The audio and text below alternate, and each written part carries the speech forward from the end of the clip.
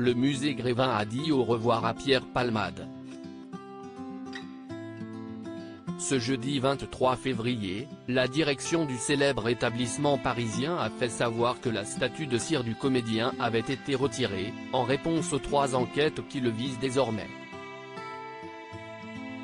Depuis le grave accident qu'il a provoqué en Seine-et-Marne le 10 février dernier, l'acteur de 54 ans voit en effet le monde du spectacle et du divertissement lui tourner peu à peu le dos. Dans le 22h max de BFM TV ce jeudi, l'humoriste Patrick Adler, ancien proche de Pierre Palmade, était invité à s'exprimer sur l'affaire et à dénoncer la décision du musée. Ce n'est pas bien. On en est aujourd'hui à une époque où on déboulonne les statues à tous les niveaux. Demain, Monsieur Sarkozy, a commencé à dire celui qui évolue dans le milieu de l'humour, interrompu par Roselyne Bachelot.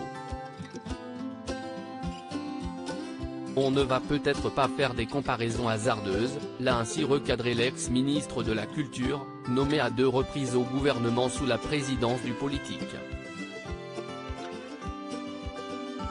Dans la suite de son intervention, l'humoriste Patrick Adler a tenté de mesurer ses propos. On ne va pas enlever une statue dès lors que quelqu'un est appréhendé ou va en prison.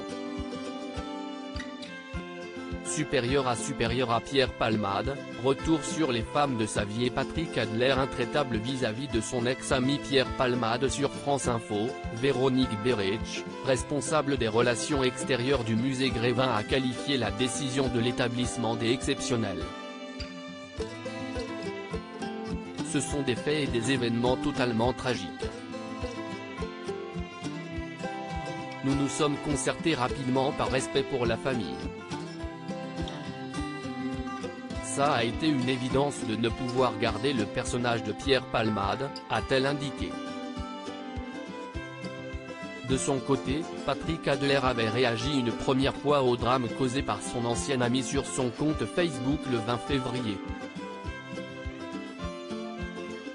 Il est toujours passé au travers des mailles du filet, n'a eu que quelques petites condamnations et a délibérément pris le volant après avoir absorbé cocaïne et autres substances dangereuses, avait-il écrit, décrivant le comédien comme un puéril deus ex machina qui se crut un temps invincible, mais admettant une forme de compassion à son égard.